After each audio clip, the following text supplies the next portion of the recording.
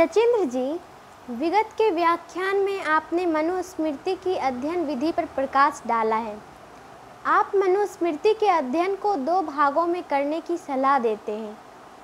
प्रथम भाग में दशावड़ा या त्रयवड़ा विधि आयोग द्वारा निर्मित मनुस्मृति को बतलाते हैं। दूसरे भागों में बाहर से आए भारतीय बने राजाओं के द्वारा बनाई गई मनुस्मृति। पहले आप उदाहरण के साथ प्रथम की तार्किक व्याख्या करने की कृपा करें। श्रेष्ठ सुलभ जी, मनुस्मृति की जो प्रति हमने आपके सामने रखा उसमें 2672 श्लोक हैं और ये श्लोक 12 अध्यायों में हैं। ये श्लोक को सिस्टमेटिक ढंग से नहीं रखा गया है। अब जो मनुस्मृति को हम 2 भाग में इसलिए रखना चाहते हैं कि एक भाग है जो लॉ कमीशन के द्वारा बनाया हुआ है, दशावड़ा विधि आयोग, 10 सदस्यीय विधि आयोग, 10 मेंबर्ड लॉ कमीशन या 3 मेंबर्ड लॉ कमीशन ने मूल मनुस्मृति को बनाया है। तो वो प्रथम भाग है।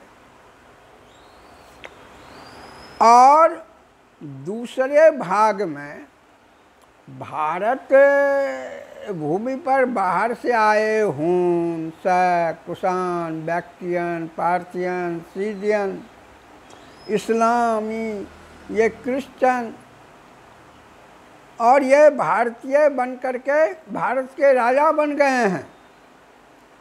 और सेल्यूकस से लेकर के अब तक जितने बाहर से आकर के भारतीय भूभाग के राजा बने हैं, सब अपने साथ ज्ञानी पुरुष थे। उन लोगों के साथ वे अपने ज्ञानी पुरुषों को संस्कृत पढ़वाए हैं भारत के पंडितों से, और ये संस्कृत पढ़ करके इन राजाओं के मनोनुकूल मनुस्मृति के नियम गढ़े हैं और उसको जोड़ दिए हैं। उसमें है मनुस्मृति में मैं आपको दिखला रहा हूँ उदाहरण देकर के। तो मैं पहले उदाहरण के साथ मनुस्मृति के प्रथम भाग की तार्किक व्याख्या करना चाहूँगा। भाग की व्याख्या करना चाहूँगा। तो मनुस्मृति का जो विधि आयोग बना है, तो उस विधि आयोग की प्रस्तावना है, उद्देशिका है। वह उद्देशिका है अज्ञेभ्यो ग्रंथिनः श्रेष्ठा, ग्रंथिभ्यो धार्यो श्रेष्ठा, धार्योभ्यः ज्ञानिनः श्रेष्ठा, ज्ञानीभ्यो व्यवसायिनः। कहने का मतलब कि ये विधि आयोग इस आधार पर कि जो अज्ञानी है और अज्ञानता पूर्वक सामाजिक श्रम करता है, उससे अच्छा है जो किताब पढ़ करके सामाजिक श्रम करता है, संवैधानिक सामाजिक श्रम। और किताब पढ़ करके संवैधानिक सामाजिक श्रम करने वालों से ही अच्छा है जो ध्यान पूर्वक संवैधानिक सामाजिक कर्म करे। और ये ध्यानी सामाजिक कर्मियों से अच्छा है जो ज्ञान पूर्वक संवैधानिक सामाजिक कर्म करे और इन ज्ञानियों से भी श्रेष्ठ है जो इतिहास के विकास के अनुसार जो सामाजिक श्रम करते हैं व्यवसायी न, वो श्रेष्ठ है। इसलिए तो गीता में कहा है व्यवसायात्मिका बुद्धि रेके कुरुनंदन बहुशाखा अनंताश्च बुद्धियो व्यवसायी नाम। तो कहने का मतलब कि ये प्रस्तावना है विधि आयोग का। अब विधि आयोग 10 सदस्य बनाया गया है। दशावरा वा परिषद्यं धर्म परिकल्पयेत त्रयवरा वापि वृतस्था ते धर्म न विचालयेत। इसका अर्थ है जो विधि आयोग 10 सदस्य हैं या 3 सदस्य हैं, ये जो संविधान बनाते हैं वही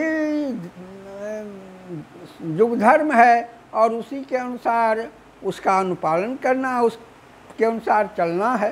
तो मनुस्मृति का प्रथम भाग यही आयोग का बनाया हुआ है।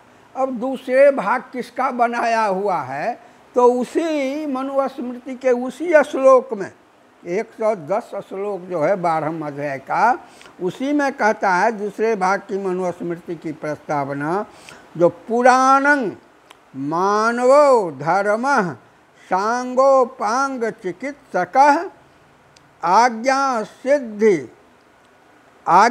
सिद्धानि चत्वारि न हन्तव्यानि हेतुभिः।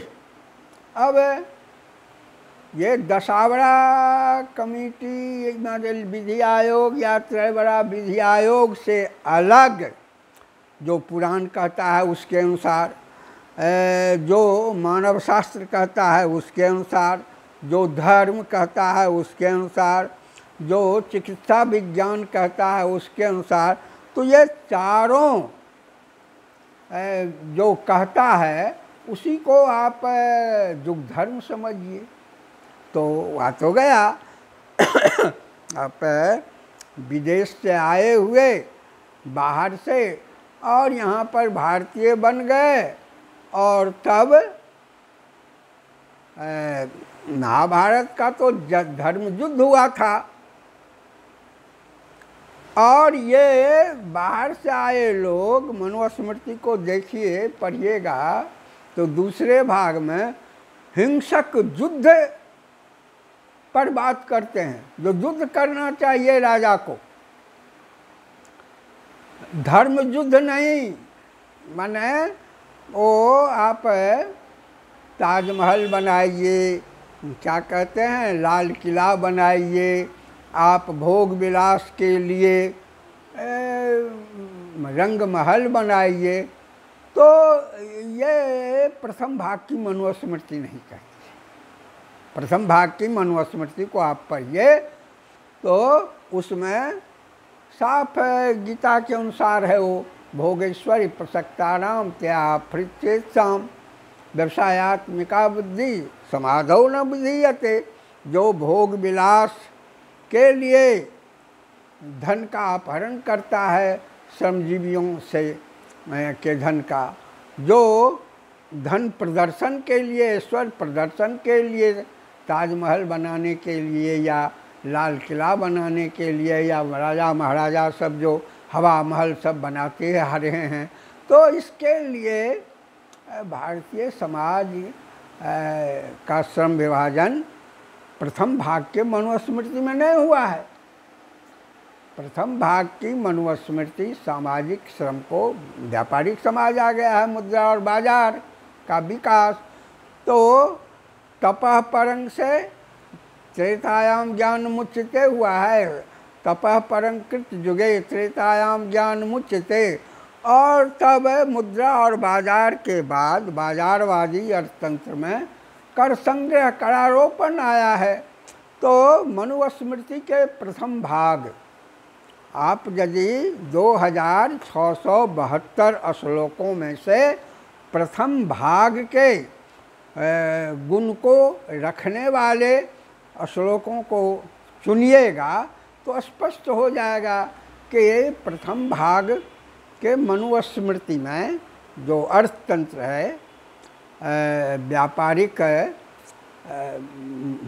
मुनाफामूलक सामाजिक अर्थतंत्र, मुनाफामूलक सामाजिक वितरण प्रणाली के नियम से बने अर्थतंत्र, और फिर उद्योगवादी अर्थतंत्र है वो जो फॉरवर्ड सोशल लेबर है, और शूद्रवादी अर्थतंत्र जो जन्मना जातीय है, बैकवर्ड सोशल लेबर है।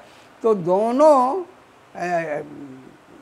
मुनाफामूलक सामाजिक वितरण प्रणाली और आवश्यकता आधारित सामाजिक वितरण प्रणाली, दोनों के नियमों से जो अर्थतंत्र बनता है, उस अर्थतंत्र को चलाना बड़ा कठिन होता है। मनुस्मृति ने बस कहा ही है, वरम स्वधर्मो विगुणो, वरम स्वधर्मो विगुणो, नीच स्तर का भी यदि पुश्तैनी कर्म है तो श्रेष्ठ है, क्योंकि रोटी की छीना झपटी नहीं होगी। कम से कम जीने का अधिकार तो, मानवाधिकार तो बचा रहेगा और उसके अनुसार आज़ादी बची रहेगी। इसीलिए Manusmriti hateful socio economic management से शूद्र श्रम को लक्ष्मण रेखा की तरह घेर देती है, जो न तुम गुलाम नहीं बना सकते हो किसी को। तो ये प्रथम भाग की मनुस्मृति है। ब्राह्मण क्षत्रिय वैश्य त्रयो द्विजातीय, ये फॉरवर्ड सोशल लेबर है, ये व्यक्तिमूलक परिवर्तनीय सामाजिक श्रम आता है, और इससे बाजारवादी धन, मुनाफा का धन पैदा होता है। तो मुनाफा के धन पर लगाम लगाया जाता है, पर ये मनुस्मृति के बहुत कठोर, जुआबाजी अर्थतंत्र पर कठोर नियंत्रण है। उसको हम बाद में करेंगे। अभी हम आपको ये संवैधानिक मनुस्मृति के संविधान में दशावड़ा और त्रैवड़ा समिति आयोग की बात करते हैं। तो ये जो दशावड़ा विधि आयोग है, इनके 10 सदस्यों की योग्यताओं का मानदंड भी तय कर दिया गया है। और वो कहता है जो त्रैविद्यो हेतुक स्तर की नैरुक्तो धर्म पाठक त्रयश्चाश्रम आश्रमिनः पूर्वे परिखस्या दशावड़ा। जो 10 सदस्यीय विधि आयोग के कौन कौन सदस्य होंगे, तो 3 वेदों के ज्ञाता 3 सदस्य कम से कम वो हों। उसके बाद हेतु स्तर के कारण कार्य विज्ञान का विद्वान जो हो वो 1 सदस्य हो। नैरुक्त शब्द शास्त्र, अब व्याकरण का विकास जो हो भारतीय समाज में हम देखते हैं, तो वो व्याकरण में से पहले नैरुक्त आया है और निघंटु आया है। तो ये नैरुक्त और निघंटु दोनों अब अलग अलग शास्त्र बन गए हैं।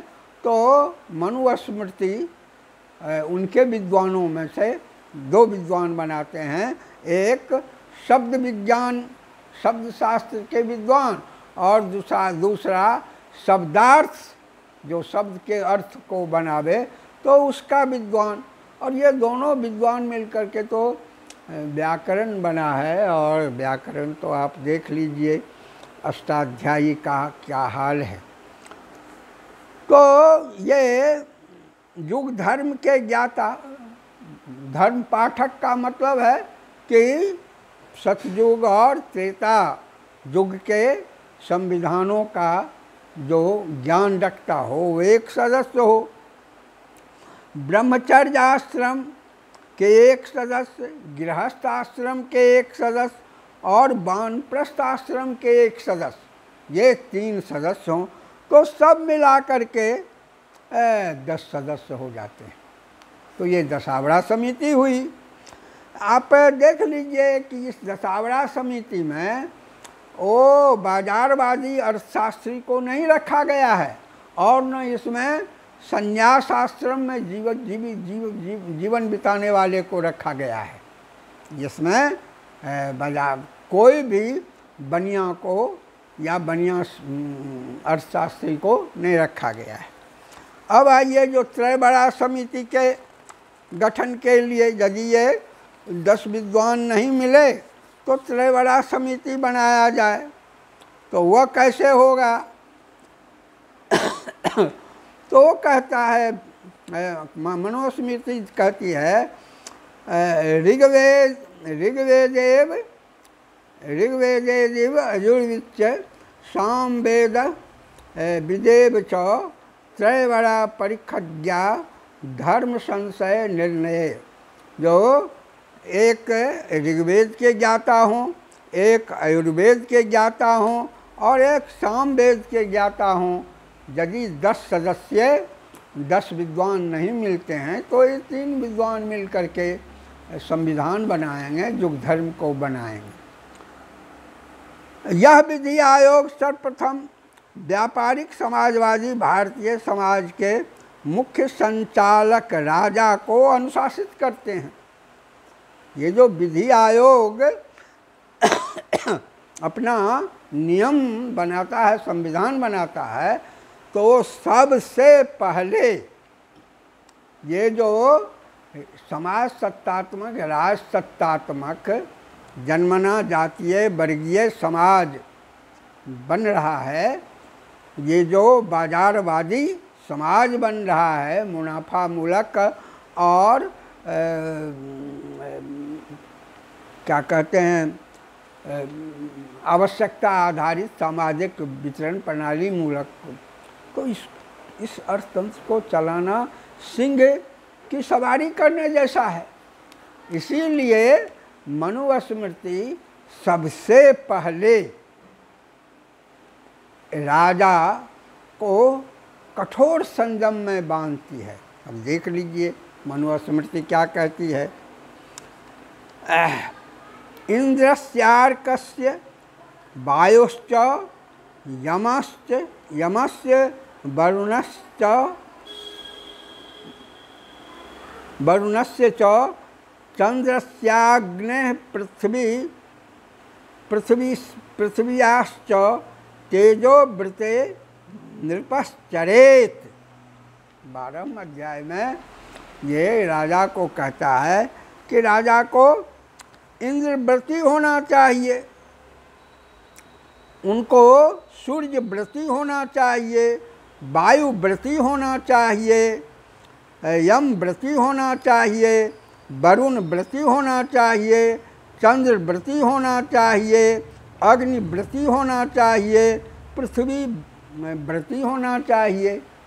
वो जो देवा भागं यथा पूर्वे सतयुग का संविधान है, तो ये जो मुनाफा मूलक युग आया है, तो उसमें भी अंध मुनाफा नहीं है। शकुनी मामा का अर्थशास्त्र नहीं चलता है, जुआबाजी अर्थशास्त्र नहीं चलता है, सूदखोरी वाला बेईमानी वाला अर्थशास्त्र नहीं है।